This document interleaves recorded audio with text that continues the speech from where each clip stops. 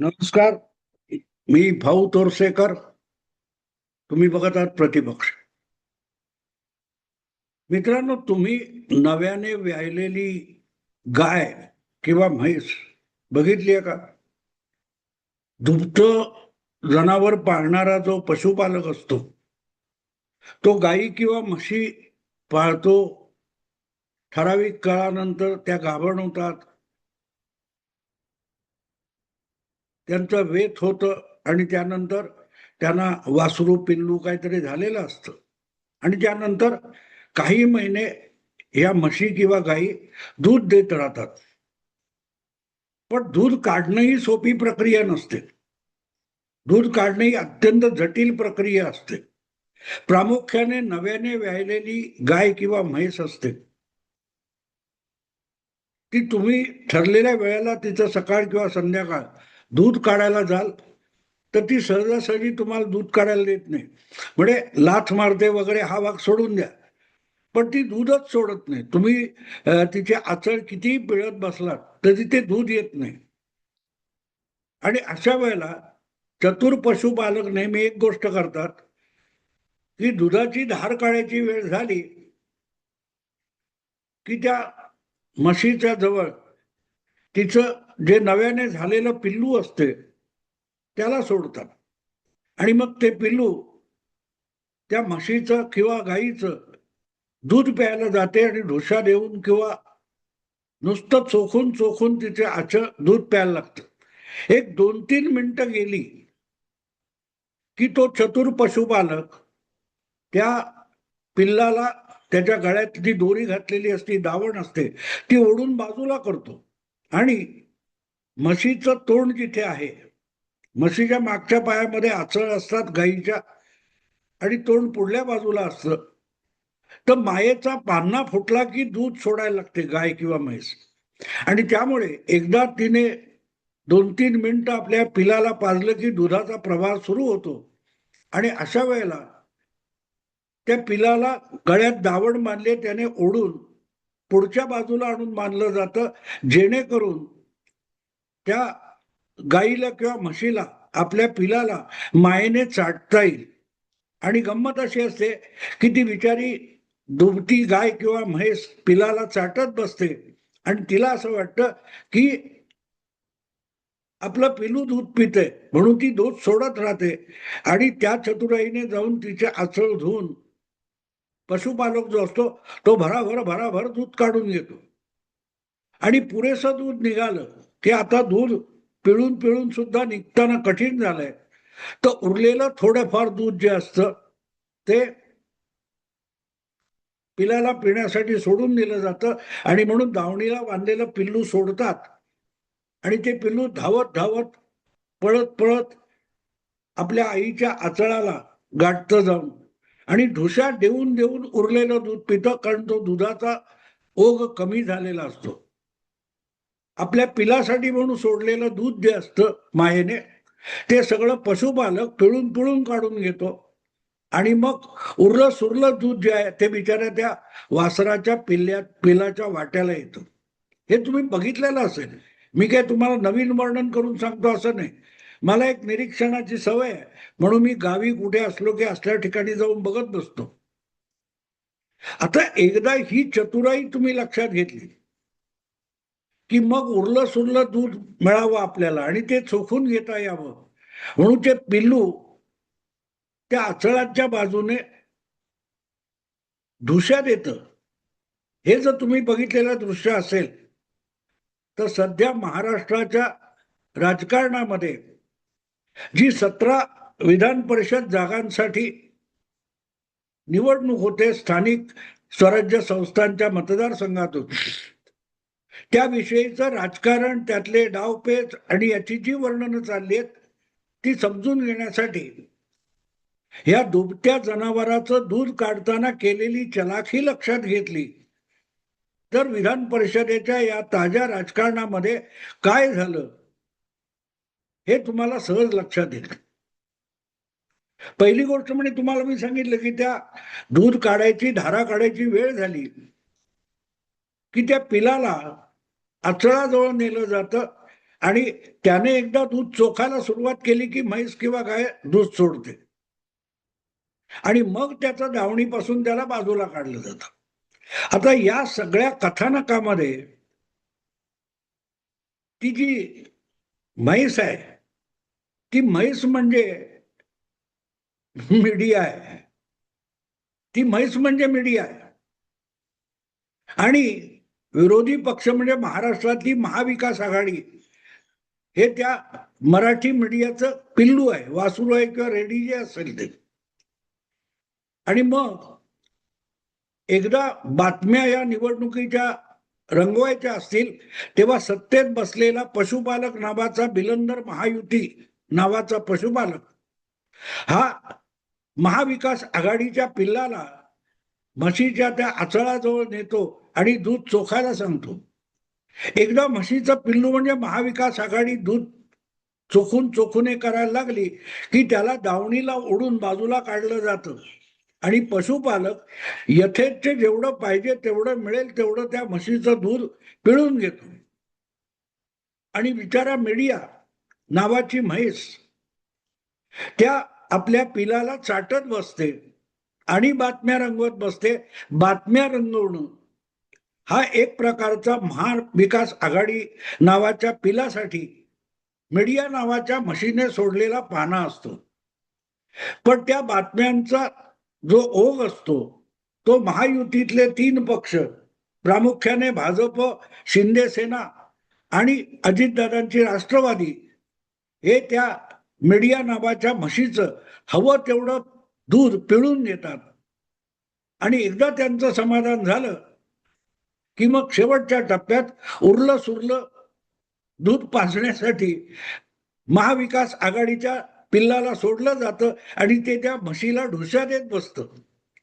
आज जर तुम्ही विधान परिषदेच्या निवडणुकीच्या निमित्ताने ज्या प्रकारे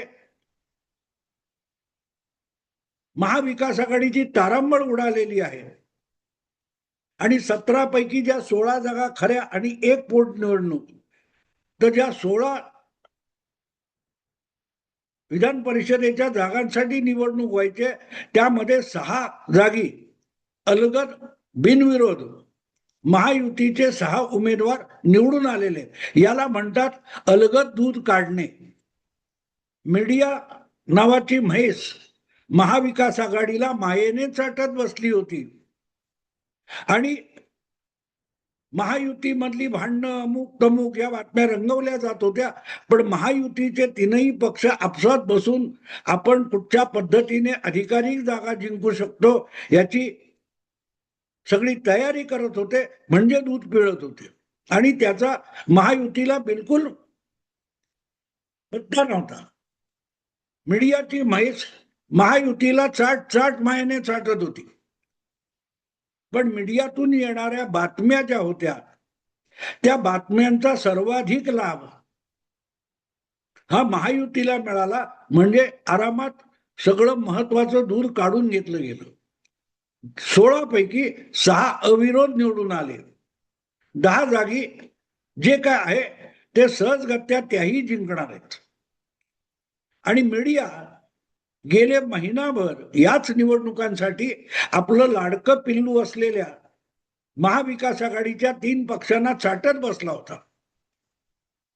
हर्षवर्धन सकपाळ यांनी घोषित केलं की महाविकास आघाडी सगळ्याच्या सगळ्या जागा 16च्या 16 जागा 17 जागा महाविकास आघाडी एकत्रित लढवणार. चाटा. मीडियामधून अखंड ते म्हशीचं पिल्लू म्हणजे महाविकास आघाडी चाटली जात होती, मायेने चाटली जात होती. पण ज्या बातम्यांचा ओघ सुरू झाला होता त्यातून पिल्लू गाफील होतं. आई चाटते त्याचं कौतुक होतं त्या पिल्लाला, पण त्याच्या तोंडाला दुधाचा थेंब सुद्धा लागत नसतो.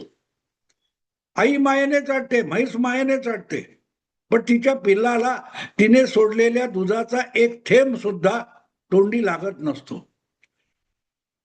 म्हणजे अशा रीतीने एकूण गोंधळ घालून ठेवला की मीडिया महाविकास आघाडीला चाटत बसतो आणि महायुतीचे 3 पक्ष खोटी नाटी भांडणं रुसवे फुगवे दाखवून आपल्याला पाहिजे ते समीकरण जुळवून घेतात.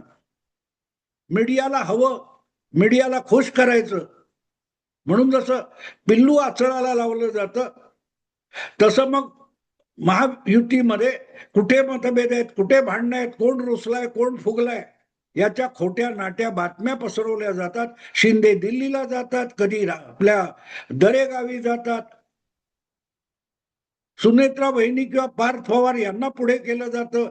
भाजपतले कोण ना कोण उगाच अधवा तधवा बोलून दाखवतात की मीडियाची म्हैस त्या बातम्या रंगवत रंगवत दूध सोडते आणि ते अलगद महायुतीचा पशुपालक पिळून घेतो, धारा काढतो आणि शेवटच्या क्षणी म्हणजे आता दूध उरलं नाही, म्हणजे निवडणुकीची उमेदवारी अर्ज मागे घेण्याचे दिवस उजाडेपर्यंत या प्रकारे मीडियाच्या म्हशीला महायुतीचे चतुर पशुपालक हे पिळून पिळून दूध काढून घेतात आणि दूध उरलं नाही म्हणजे उमेदवारी अर्ज मागे घेण्याच्या अखेरच्या दिवशी संध्याकाळी मीडियाची म्हैस बिचारी फ्रस्ट्रेट होते, कारण आता दूध काढायला दूध शिल्लक उरलेलं नाही. अशा वेळेला मीडियाच्या लाडक्या पिल्लाला म्हणजे महाविकास आघाडीला दावणीपासून सोडलं जातं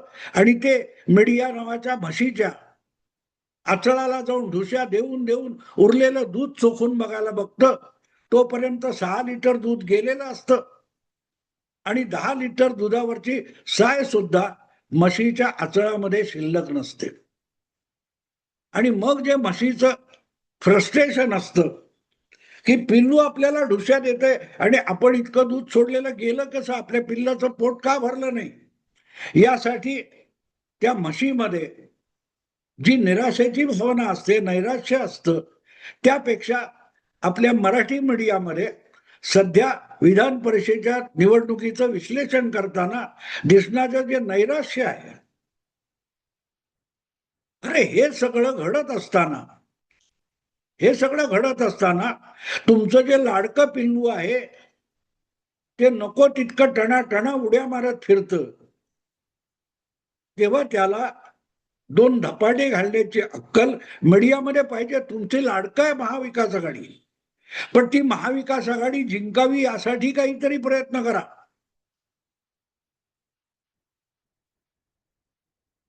आत्ता जे चाललंय की हे कसं झालं, ते कसं झालं, मग महाविकास आघाडीच कशी मूर्ख आहे. अरे पिल्लू मूर्ख नसतं बाळानं. मीडिया नावाच्या म्हशे महाविकास आघाडी मूर्ख नाहीये.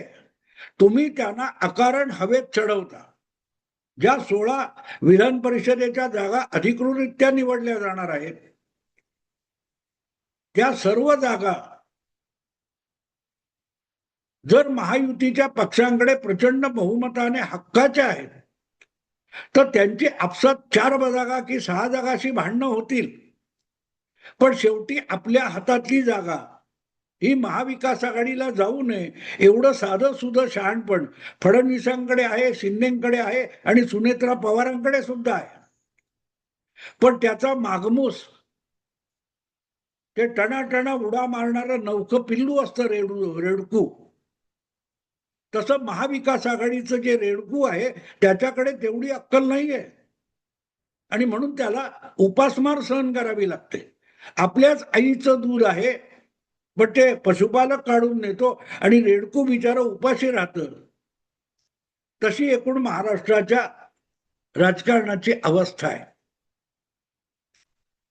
तुम्हाला महाविकास आघाडी जिंकावी वाटत असेल तर मीडियाने त्यांना योग्य मार्गदर्शन केलं पाहिजे. तुमची अवकात पहिली बघा. ज्या 16 जागांसाठी निवडणूक होणार आहे त्याच्यात एखाद दुसऱ्या जागी जुगार खेळून ती जागा तुम्ही जिंकू शकता आणि ती सुद्धा निमूटपणे आपसात भांडणं न करता जी काही मतं मिळवता येतील आणि फोडता येतील त्याची गणितं बांधा आणि त्या निवडणुकीत उतरा. हर्षवर्धन सकपा टणा उड्या मारणारा रेडकू आहे. आम्ही सगळ्याच्या सगळ्या 16-17 जागा लढवणार, म्हैस साठते. हर्षवर्धन सकपाळ किंवा महाविकास आघाडीच्या 3 पक्षांच्या काय त्या बैठका झाल्या 1-2, सुप्रियाताई पण त्याला हजर होत्या, मिलिंद नार्वेकर हजर होते. आणि ज्या काय वायफळ गमजा केल्या गेल्या, लगेच मीडियाची म्हैस चाटायला लागली, वा वा वा आपलं पिल्लूच दूध पिते. तो मूर्खपणा असतो. जर तुम्हाला निवडणूक जिंकायची आहे, एक तरी जिंकायची आहे, तर शांतपणे बसा, आपली आकडेवारी बघा, समोरच्यांची बघा, आणि त्यातून मग या 3 किंवा 2 आपण प्रयत्न करून जिंकू शकतो हे ठरवा. पण त्याऐवजी रेडकू जेव्हा टणाटणा उड्या मारतं, तेव्हा त्याच्या कंबरड्यात लाथ माशीने घातली पाहिजे. पण म्हैस बसते चाटत, आणि महायुतीचा पशुपालक त्या म्हशीचं दूध काढून घेऊन जातो. या अशा रीतीने राजकारणात गैरसमज निर्माण करणं, याचा फायदा सातत्याने गेली 2 वर्ष महायुतीला मिळालेला आहे. ज्या खोट्या हरभऱ्याच्या झाडावर महाविकास आघाडीला मीडियामधून चढवलं जातं, तेव्हा मीडियाची म्हैस विचार सुद्धा करत नाही की आपले आचळ जर मागच्या पायाजवळ आहेत, तर पुढच्या पायाच्याही समोर असलेल्या डोक्यापर्यंत आपलं पिल्लू आलं कसं. पण चाट चाट आणि दूध सोड. मित्रांनो, आता महाविकास आघाडीची जी दुर्दशा 16 विधान परिषदेच्या निवडणुकीच्या निमित्ताने झाली, आणि ती महाविकास आघाडी मीडियाच्या म्हशीला ज्या ढुश्या देते, ते तुम्हाला समजलं तर या निवडणुकीचं असं का झालं याचं उत्तर मिळेल. त्यासाठी फार मोठं राजकीय तत्वज्ञान, संदर्भ देण्याची गरज नाही. निर्बुद्ध म्हैस आणि तिचं उधळलेलं रेडकू आणि चतुर पशुपालक, या 3 गोष्टी समजून घेतल्यात, तर मग सध्या विधान परिषदेच्या निवडणुकीत काय झालंय, काय होतंय हे तुम्हाला सहज लक्षात येईल. मी बाकीच्या तपशिलात जात नाही. मित्रांनो, आवडलं लाईक करा, शेअर करा, आणि प्रतिपक्षाला सबस्क्राईब करा. नमस्कार.